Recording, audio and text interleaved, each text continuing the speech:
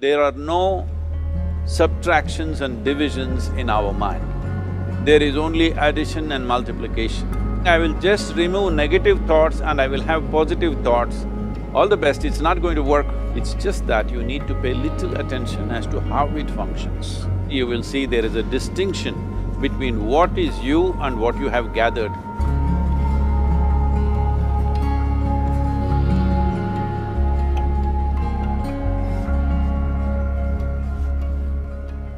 Well, see the way the question is asked and also the way normally it's addressed is, people think there is something called as negative thought and positive thought.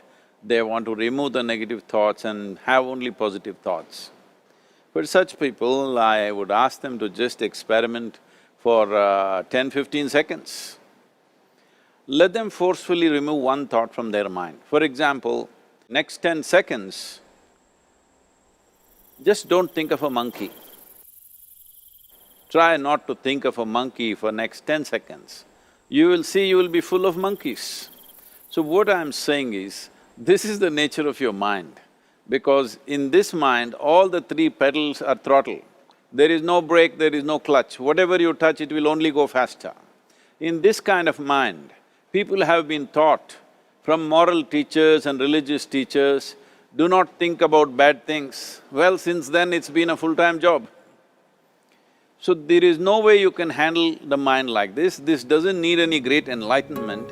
If you spend 2 minutes with your eyes closed, you will realize you cannot do anything forcefully with this mind. So, I want to remove negative thoughts. Do not ever go in this direction, because what you want to remove will become your quality. Always you will be on it. So what should I do? The thing is this, without understanding the fundamental mechanism of this mind, because our mind, human mind, is the most sophisticated computer on the planet. Even all the supercomputers have come out of this. When this is the case, is it not important that we understand the mechanics of how it functions? One simplistic aspect of how it functions is, there are no subtractions and divisions in our mind. There is only addition and multiplication. If you try to do something with it, it will say one more. If you try hard, it will multiply into many more. In this mind, you don't try to identify what is positive, what is negative and try to remove it. First of all, one needs to understand, this mind of yours, this body of yours is supposed to serve you. The life that you are is important. Body and mind are vehicles that must serve us. If you sit in a vehicle, it must go where you want to go. If it goes to its own destination, what is the point of such a vehicle? It's just a nuisance. Right now, most human beings are unfortunately experiencing this fantastic possibility of human mind as a nuisance, as a troublesome thing. Well, this is the most beautiful thing you have. It's just that you need to pay little attention as to how it functions. One simple thing is this. First and foremost process is, that's why we put out this process called Isha Kriya. This is to distance yourself from your physiological and psychological process. There is something called as you which exists.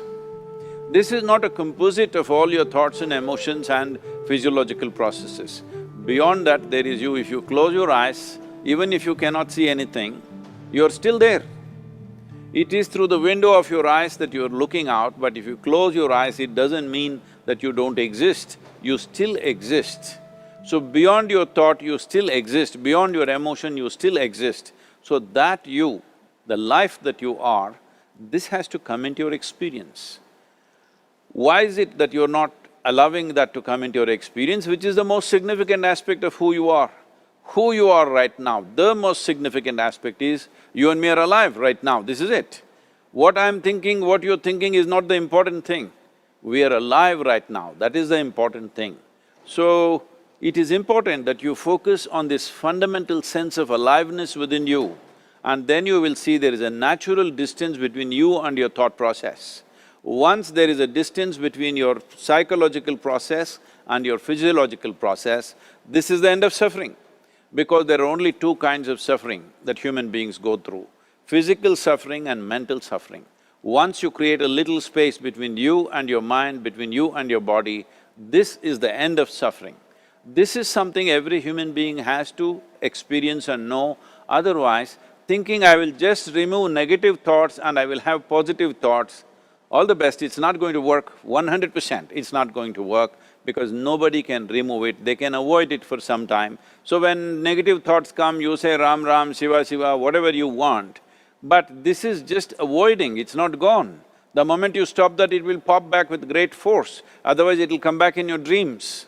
So it's very important, first of all you need to understand your anger, your resentment, your fear, your anxieties, the negativity that you generate.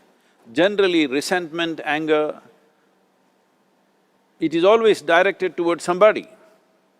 But we need to understand this is poisons that we are drinking and expecting somebody else to die. Fortunately, life doesn't work like that. If I drink poison, I die. If I drink poison, you don't die. So, we need to understand this. When I say poison, today you can have yourself chemically analyzed. Right now, what is your blood work, what it says?